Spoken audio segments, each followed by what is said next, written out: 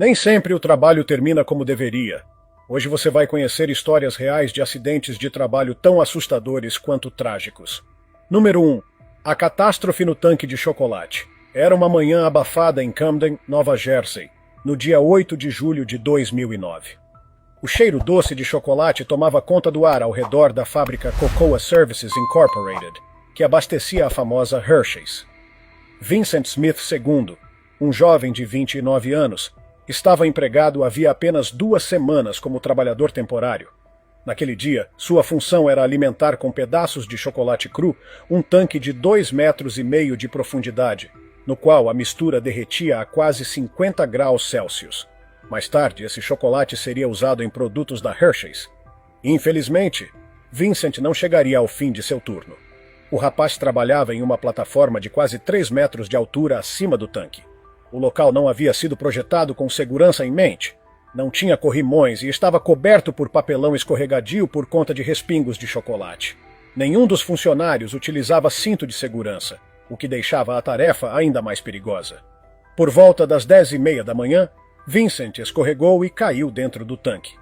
Testemunhas relataram que ele perdeu o equilíbrio ao pisar sobre a superfície instável.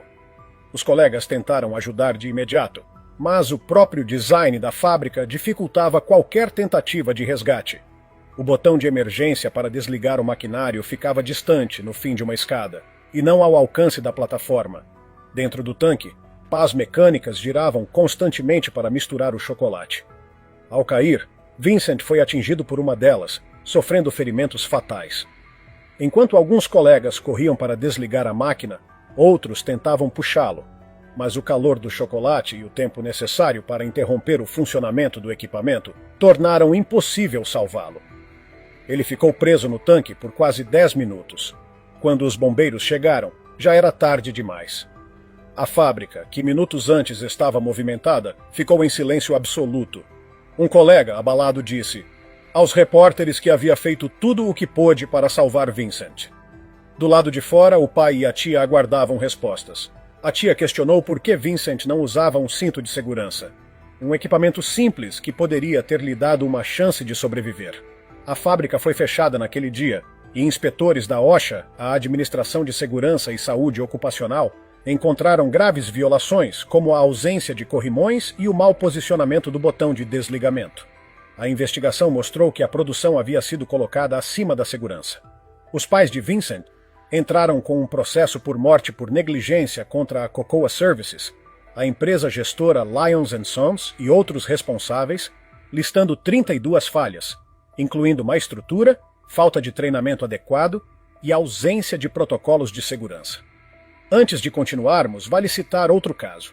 Em uma pequena fábrica de reaproveitamento de aço na Croácia, um trabalhador estava sentado sobre um triturador industrial enquanto conversava com um colega. Um deslize o fez cair direto na seção de moagem. Por sorte, a máquina estava desligada e ele escapou apenas com hematomas. Mas e se as lâminas estivessem ligadas? Número 2. A plataforma que não deveria ter caído. Era 19 de maio de 2021, em Liverpool, Inglaterra. David Bottomley, de 53 anos, e seu filho Clayton, de 17, trabalhavam juntos na Unity Building, uma construção de 27 andares no centro da cidade. David era instalador de isolamento com quase 2 anos de contrato por uma empresa terceirizada, e Clayton havia iniciado seu aprendizado 6 meses antes, seguindo os passos do pai. Naquela tarde, David e Clayton estavam instalando painéis de revestimento na parte externa do prédio, em uma plataforma de trabalho suspensa no 21º andar. Esse tipo de equipamento é projetado para alcançar áreas elevadas, e aparentemente tudo parecia seguro. Mas, por volta das 3h30 da tarde, algo deu errado. De um prédio vizinho, Thomas Blanchfield notou que a plataforma apresentava comportamento estranho. O lado direito começou a descer levemente, emitindo estalos descritos como semelhantes ao barulho de uma montanha-russa prestes a despencar. David e Clayton chegaram a se segurar com força, como se pressentissem o perigo, mas em seguida a estrutura fez de 4 a 6 estalos e caiu de forma abrupta. Blanchfield comparou o som da queda ao de uma roda de fogos ou de uma tirolesa em alta velocidade. Moradores da região relataram um estrondo indescritível. o som metálico de algo enorme despencando e se chocando contra outra superfície. Às 3h30 em ponto, a plataforma despencou 14 andares, atingindo violentamente o teto do 7º andar. O impacto foi tão intenso que pôde ser sentido a metros de distância, deixando pedestres e vizinhos em estado de choque. As equipes de emergência chegaram rapidamente e encontraram os destroços e os 2 homens sobre o telhado. David estava gravemente ferido e foi declarado morto ainda no local. Já Clayton, mesmo em estado crítico e inconsciente, ainda apresentava sinais de vida. Ele foi levado às pressas para a UTI do Hospital Entry, mas os médicos logo perceberam que as lesões eram irreversíveis.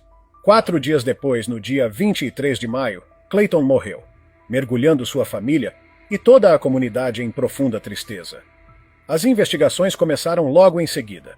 Testemunhas e especialistas apontaram falhas no sistema de freios da plataforma, que havia permitido a queda descontrolada. Um exame técnico confirmou que os eixos das engrenagens estavam desgastados, o que fez os freios se desconectarem. Além disso, um segundo eixo também apresentou falha, tornando impossível sustentar o peso. O órgão de fiscalização britânico, o Health and Safety Executive, HSE, iniciou uma investigação formal, exigindo explicações de gerentes, fornecedores e fabricantes do equipamento. Representantes da Adastra Access, fornecedora da plataforma, e da Nordiar Limited, fabricante das engrenagens, foram questionados. O relatório final revelou falhas graves na manutenção e na fiscalização, levantando preocupações sobre negligência nos protocolos de segurança. Número 3. O turno da manhã que terminou em silêncio. Era dia 20 de junho de 2024 em Bueno, uma pequena vila agrícola na província de Lodi, na Itália. A vida no vilarejo seguia o ritmo de sempre, e para o jovem Piero Bodini, de 18 anos, aquela manhã parecia comum. Alegre e apaixonado pelo campo, ele trabalhava havia 10 meses na fazenda Benetti, onde operava e fazia a manutenção de máquinas agrícolas. Naquele dia, ele chegou cedo para iniciar seu turno. Sua tarefa era realizar a manutenção de uma semeadora acoplada a um trator, auxiliado por um colega de 20 anos. A semeadora, uma máquina grande usada para plantar sementes em grandes áreas, possuía asas laterais pesadas que se abriam e fechavam durante o uso. Por volta das 10 da manhã, enquanto Piero estava no chão limpando o equipamento, um pino de sustentação se rompeu de repente. Uma das asas da máquina caiu e o atingiu diretamente na cabeça, matando-o na hora. Seu colega, em choque absoluto, desmaiou ao presenciar a cena. Equipes de bombeiros, paramédicos e inspetores de segurança chegaram rápido, mas nada pôde ser feito.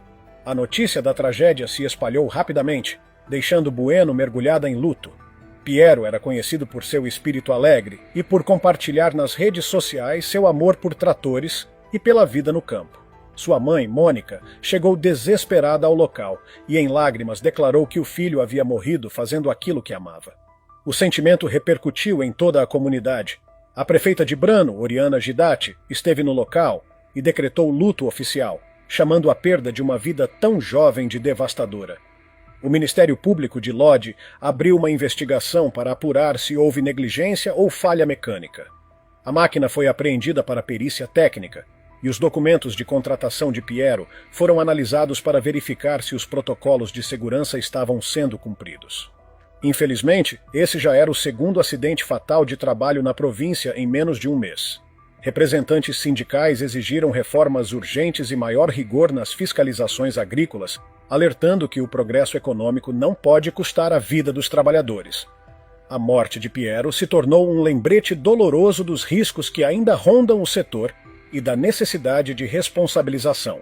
Número 4. A lâmina que caiu sem aviso. Era uma manhã aparentemente comum, no dia 11 de novembro de 2024, em Rogwood, uma cidade rural no estado de Vitória, na Austrália. No canteiro de obras do Parque Eólico Golden Plains, planejado para ser o maior do hemisfério sul, o movimento era intenso. Entre os trabalhadores estava Jess Patience, de 36 anos, um técnico de instalação conhecido pelo bom humor e disposição para ajudar. Naquele dia, Jess se preparava para a instalação de uma das enormes pás de turbina eólica, peças que exigem extremo cuidado devido ao tamanho e peso. Mas por volta das 8 da manhã, a tragédia aconteceu. Uma das pás, com várias toneladas, Se soltou de repente e despencou, esmagando Jess sob sua imensa